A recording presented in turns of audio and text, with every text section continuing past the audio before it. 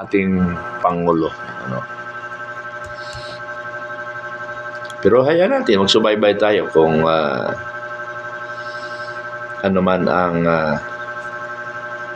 magiging laman. Pero sa aking palagay, wala akong nakita kasing magandang nagawa itong taon. Hindi lang itong taon, mula 2022. Wala tayong narinig na flagship program, yung malawakang programa. Mayroon pag-rehab ng EDSA, wala pang bilyon yun ang pera ni Pangulong Marcos 11.55 trillion sa loob ng mahigit 3 taon. Ano? Tapos Ghost Project. Ang daming korupsyon nangyayari sa bansa, pero nakikita lang ang kalaban niya sa politika. Tapos hindi niya pa nalalaman yung mga Ghost Project. Asan yung 4.5 billion na kanyang intelligence fund? Si Inday Sara nga 125 million lang sa loob ng 3 taon. Sinilip pa. Talaga, hindi ko maintindihan talaga itong gobyerno natin, ano? Kung tumatakbo ba ng maayos ang ating gobyerno, paano ba? Sa totoo lang, hindi ako anti-Marcos. Masakit sa kalooban ko na maging anti-Marcos ako. Dahil unang-una, may utang na loob ako kay Pangulong Marcos Sr.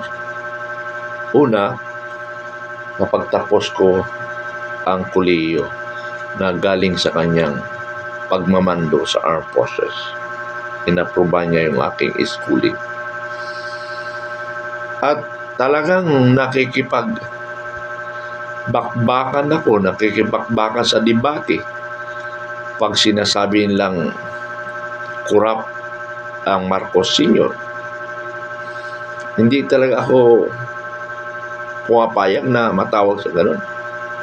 Pero dito kay Pangulong Marcos Jr., nako, pag may magtanggol tinatanong ko ba, ikaw ba'y gising o tulog? Hindi mo nakikita ang nangyayari sa ating bansa. Kawawa ang ating bansang Pilipinas, mga kaibigan.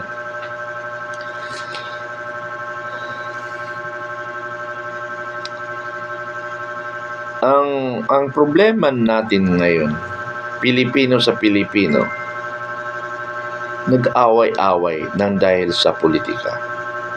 Vloggers to vloggers, nag-aaway dahil sa politika. Nang dahil kay Marcos, ang veterano at saka non-veterans, yung mga nasa active, galit sila sa amin.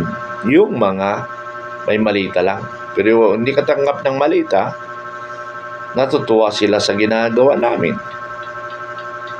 Tandaan niyo, mga kaibigan, mga kababayan ko, kami lumalaban para sa bayan. Binabantayan namin ang kaban ng bayan. But I tell you how many times, we are not belong the United People's Initiative to any political party. We are independent, fighting of corruption, accountability, and transparency. Bakit daw nakalain kami kay Inday Sara? Kayo na nagsabi nun, hindi naman kami. Kasi gusto nyo, pag natanggal si Presidente Marcos, si Inday Sara, ay normal. Alangan naman ibang uupo. Based sa Constitution tayo di ba? Unless patayin nyo si Sara para hindi siya susunod, yung susunod na Vice President, acting or in behalf or replacement to the Inday Sara position. Ganon sana tayo, mga kaibigan. Ayaw ko kasi matag na Duterte kasi nga hindi naman yan ang aming hindi naman kami nakalinya, hindi kami nakatikit. Although nasa side kami ng Duterte kasi kami lang lumalaban sa korupsyon eh. Sila galit sa Marcos. Magkaiba, di ba? Ang mga DDS galit sila sa Marcos. Hindi sa gobyerno. Galit sila sa Marcos administration. Galit kami sa magnanakaw.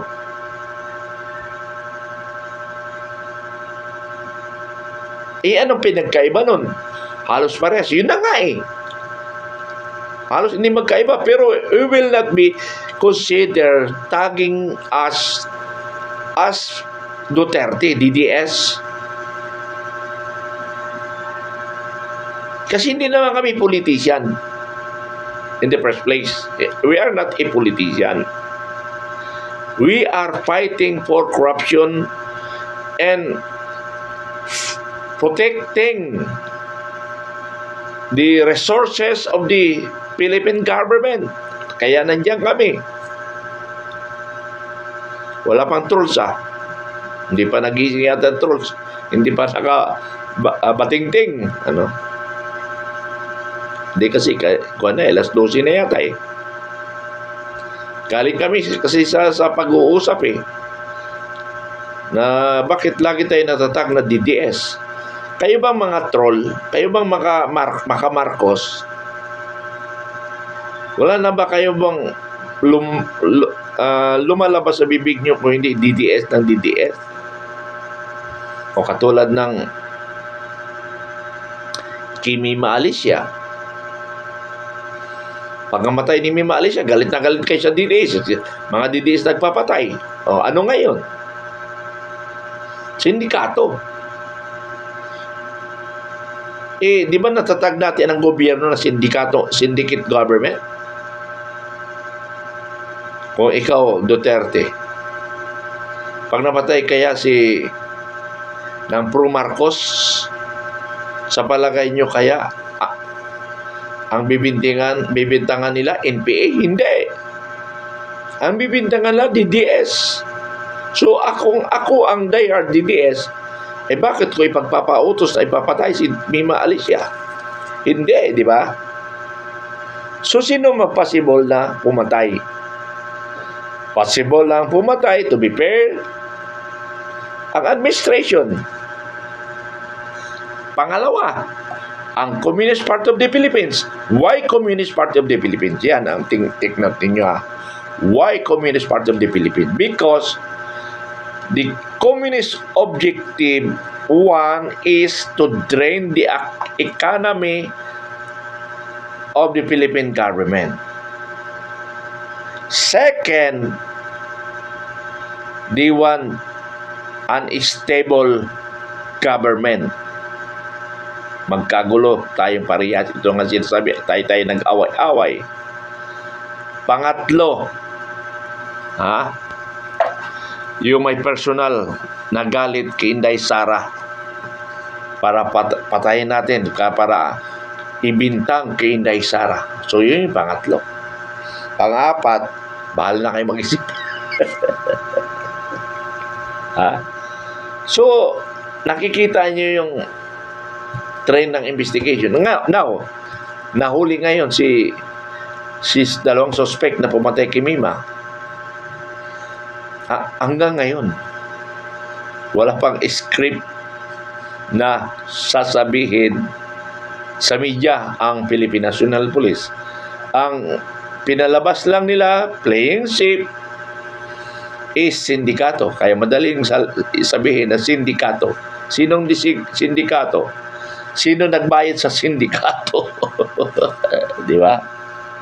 So, ganun yan, mga kaibigan. Kaya sabi ko nga sa inyo, never kayong magbintang. Kagad-kagad, binagbintangan, DDS. Ngayon, hindi pala. So, hindi natin alam, dahil hindi pa lumalabas yung script ng Philippine National Police, baka Duterte na naman. Diyos ko naman to. Pinuno niya na bugbog si Duterte. Mula 2022 hanggang ngayon, hindi niyo talaga pinaporma ang Duterte. Talagang, Diyos ko naman, aywan ko. But anyway, labanan natin ang corruption. Like and done naman kayo. Pero, tandaan nyo, ang United People's Initiative and the Filipino Guerrilla Forces, the Filipino Guerrilla Forces is on standby. Kasi hindi pa pumuputok yung West Philippine Sea, kaya standby kami. Politika ngayon. Kaya ang politika, ang inatupag ng ating administrasyon. 2022. Pinababagsak na nilang Duterte. So, very obvious na ang Marcos ay takot sa Marcos, takot sila sa multong ginawa nila laban sa mga Duterte. Without Duterte, mahirap siyang manalo. Pero ngayon, Presidente, pinakulong lahat yung mga tumulong sa kanya. Ewan ko, napakahudas itong administrasyon. Napakawalang hiya. Walang puso. Hindi ko maintindihan kung saan galing yung kanilang saan ang gagaling yung kanilang ewan ko ba? Hindi ko maintindihan.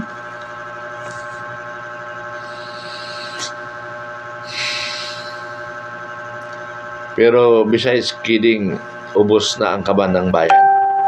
Sana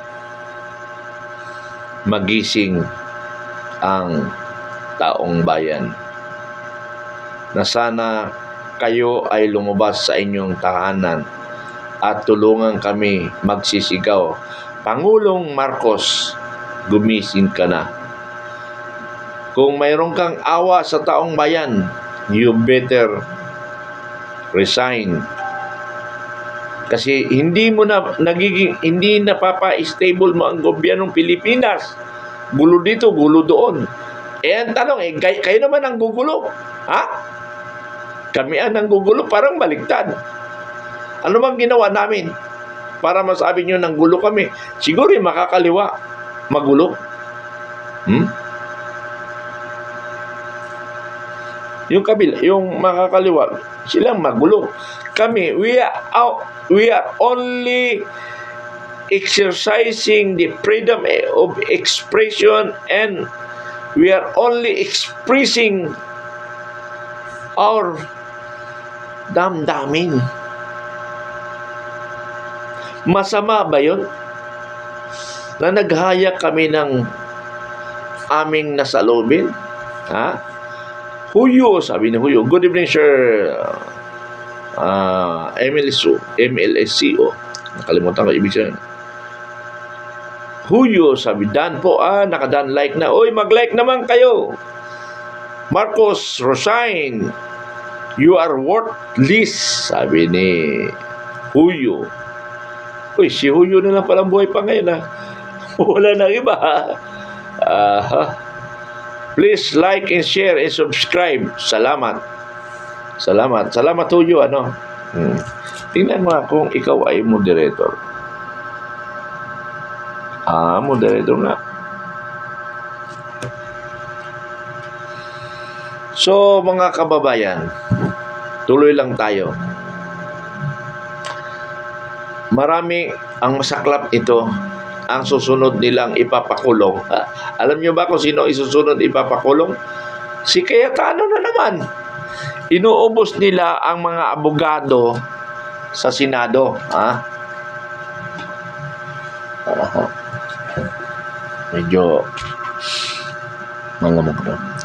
Gusto nilang maubos ang mga senador, ang mga abogado sa Senado para makaporma sila Guys, please comment. Sabi ni Huyo. Medyo wala yung mga troll yata, no? Basta tandaan nyo mga kaibigan, hindi namin papayagan mamamayagpak ang mga demonyo sa gobyerno na sobrang pag-aapi sa mga kalaban sa politika, lalo na ang mga Duterte. It's unfair itong gobyerno na ito. Sabi nga na this season, barbaric government, think max. Barbaric talaga. I will sue you everyone.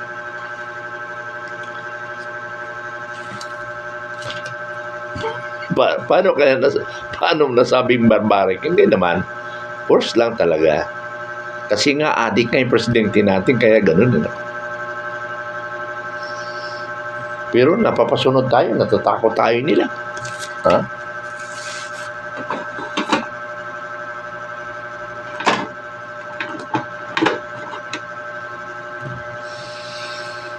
So, sa Lunes, abangan natin. At paalala ko nga pala, ang siguro maaaring mag-live ako sa Linggo ng mga 6 p.m. Kasi meron kaming sa umaga, mayroon kaming press conference, mga maaaring alas 9. Alas 9 ng sa Linggo. Press conference. Tapos mayroon kaming nationwide rally. Nationwide rally.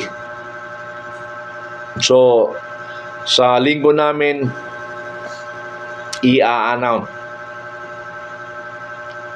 Pero yung Linggo yung nationwide rally. Then, after that, sa gabi, maybe siguro 7 p.m., magkakaroon kami ng virtual rally. Ano may virtual rally? Through online. Kaya mag-participate kayo. Bibigyan ko kayo ng link.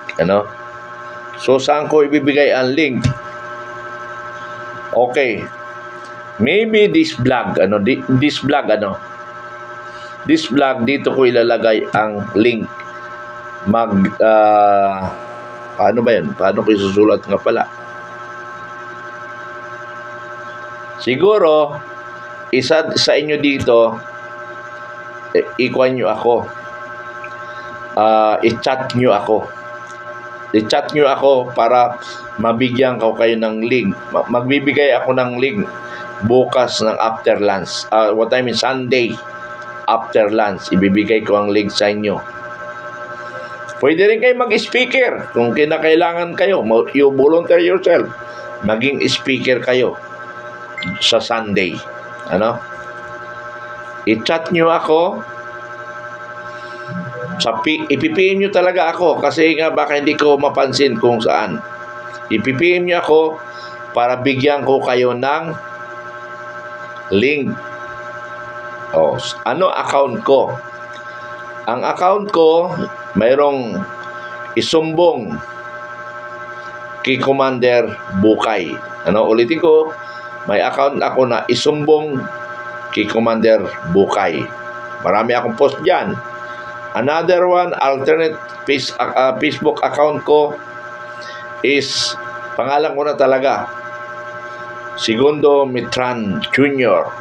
So, yun yung aking account. Oy, good evening, Jana Flores. Good evening po, sir. Mitran.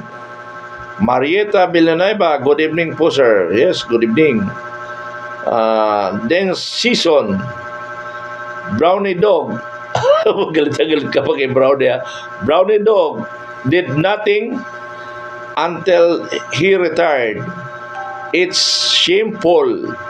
His time as AFP Chubby staff was wasted and they left of no legacy. Anong wala? Marami siyang award eh. Hindi ko malaman kung paano ang criteria. Ang dami niyang award.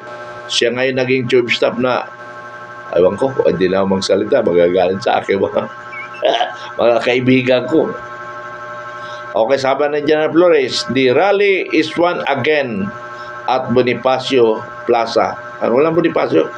Liwasang Bonifacio. We have no physical sa Manila. Wala tayong physical face-to-face rally. Virtual rally tayo sa Kwan. Nationwide rin yun, virtual rally. Kaya padalang ko kayo. I-PM niya ako para bigyan ko kayo ng PM. After lunch ng linggo, papadalan ko kayo ng link, para pwede kayo maging speaker. Pwede kayo mag-speaker.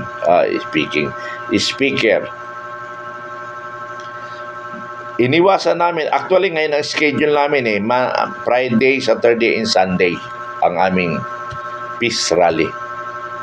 Pero may mga banta na seguridad. Baka may sumabay sa atin na manggulo, sa atin ibabato ang problema. Kaya iniwasan namin. Kasi una, anniversary ng Iglesia ni Cristo. Gaganapin yan sa Luneta. Pangalawa, it's Suna time. So, para kung magkagulo man, hindi tayo sisihin. Kasi nag-warning na kami na baka magkaroon na sumabay na manggulo. Alam mo naman yung mga makakaliwa Kasi nangyari sa amin yan ni Captain Dado noong November 30 na galit na yung taong bayan. Medyo nagbago kami ng strategy kasi nga mas matinding gulo sa Malacanang. Nandun kami sa isa shrine that time. Matindi ang gulo, pukpukan dito ng mga nagrally at saka pulis. So we avoid problem in the future. Baka sa amin isisi ang mga kaguluhan. So mas mahirap yun. Kasi nga pag sa amin nagmula, ibig sabihin mamamatay naturally ang UPI because wala nang ibang magpapatakbo. Kasi nga nakakulong kami lahat. Kaya for sure, ganun na lang muna. Patapusin na lang natin yung anniversary at saka yung SONA. After that, bago ng presidente, hindi pa pala na-impeach si Sara Duterte, Kasi ganito yan, mga kaibigan. I-impeach nila si Sara Duterte. Pagkatapos si Inday Sara Duterte, pag na-impeach, si Marcos ang isusunod nila. Kaya pag hindi na-impeach si Sara, hindi rin ma-impeach si Bongbong Marcos. Kasi nga, pag i-impeach nila si Marcos at nandiyan si Inday Sara, patay sila ngayon. So, ganun ka gulang ang ating presidente. Tama rin, may utak rin Kaya lang sa ngayon, mga kaibigan, maniwala kayo sa hindi. Maniwala kayo sa hindi, mga kaibigan. Ang nagpapatakbo ng gobyerno ang makakaliwa. Yung pagkakulong ni Pangulong Duterte sa Dahey ay kagagawa niya ng makakaliwa. Yung pagka-impeach hindi naman impeach, yung impeach trial ngayon kagagawa niya ng kaliwa. Biruin mo, puro kaliwa. Tingnan nyo na lang yung prosecutor. Sino ang prosecutor na lawyers doon na hindi naka-align sa Liberal Party? Almost sila yan naka-align sa communist, yung prosecutor, congressman. Hindi ko sinasabi yung lawyer, yung mga congressman. So, ganun yan.